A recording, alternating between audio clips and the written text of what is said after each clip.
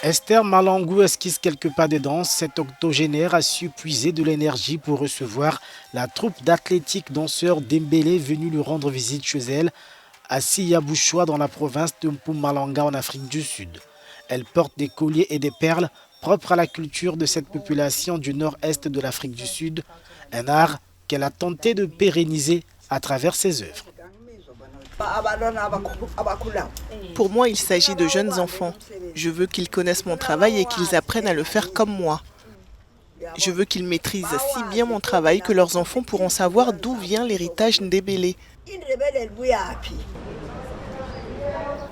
Des triangles bleus, jaunes et roses se succèdent en zigzag, dans des couleurs à la fois éclatantes et harmonieuses.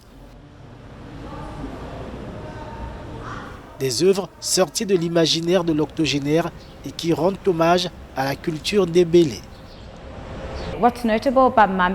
Ce qui est remarquable dans le travail de Mama Esther, ce sont sans aucun doute les couleurs. Elle parvient à leur donner vie de façon symétrique sans que cela ne fasse mal aux yeux. Et je pense que cela renvoie à sa propre compréhension de la signification spirituelle des couleurs, mais aussi à leur signification contemporaine.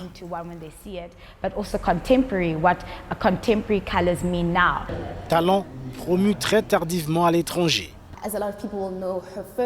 Comme beaucoup de gens le savent, sa première exposition internationale a eu lieu à Paris en 1989. Cela signifie qu'elle avait la cinquantaine lorsqu'elle a participé à sa première exposition collective internationale.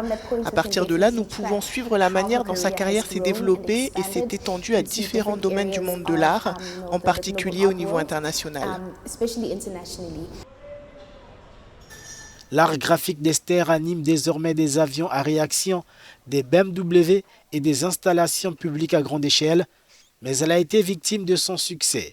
Au début de l'année, un intrus a tenté de l'étrangler chez elle avant de lui dérober quelques biens, une épreuve qu'elle peine encore à ranger aux oubliettes.